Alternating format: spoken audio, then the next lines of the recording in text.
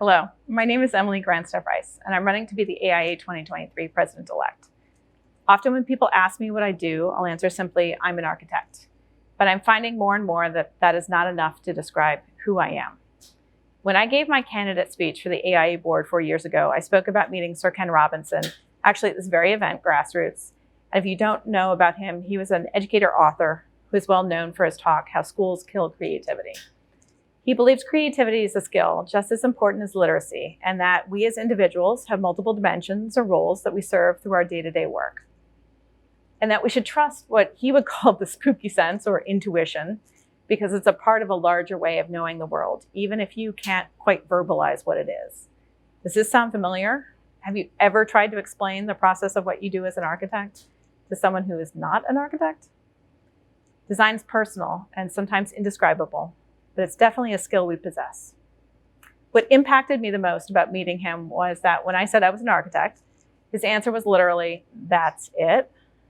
I've spoken about this before. That really struck me because the identity that I have wrapped up in what it means to be an architect is actually just a small slice of what my work entails.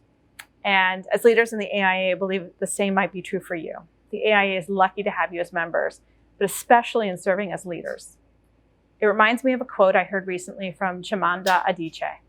The single story creates stereotypes. And the problem with stereotypes is not that they are untrue, but they are often incomplete.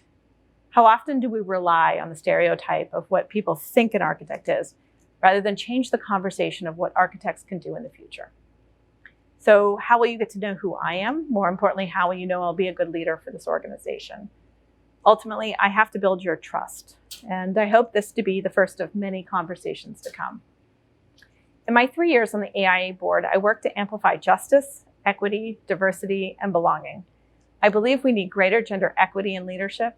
I believe that architects have the power to make significant changes in the environment. I believe that there is a call for urgent climate change that we cannot ignore.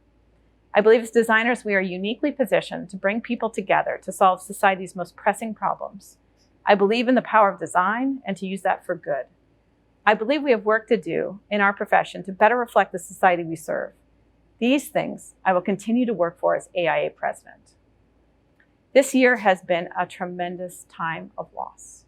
As I record this, the US has had over 468,000 deaths related to COVID-19. And I wonder from time to time how many of those were architects.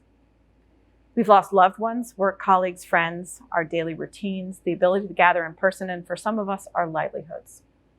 I'm recording this video today in the offices of AIA St. Louis, my hometown, even though I currently live in Boston, because like many of you who have experienced changes this year, I temporarily moved in with family members to keep them safe during the pandemic. I mention this because local chapters are the lifeblood of this organization. The world has changed in the last 12 months, and so has the AIA. So as we look to the future, I have to believe that there's a light at the end of the tunnel. I see a need for adaptive leadership, less promises, more resiliency. We all share this challenge. How do we build anew?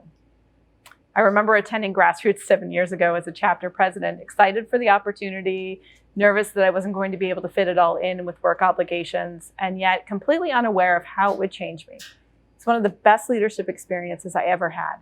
It forced me to be clear about why I do what I do as an architect in the public realm, and how those skills can extend far beyond drawing and documentation to community building and collaboration. To put it simply, we as architects change the world. Collectively, we have the knowledge, passion, and influence to create great things with impact. And I'm not saying everything is perfect. There's a lot of work to be done. And I'm more than just an architect in its many dimensions, as you are as well. I look forward to meeting you, the leaders of AIA, but more importantly, learning about who you are, what you care about, and how we build a better world together. I would be honored to serve the AIA as president. I thank you so much for your consideration.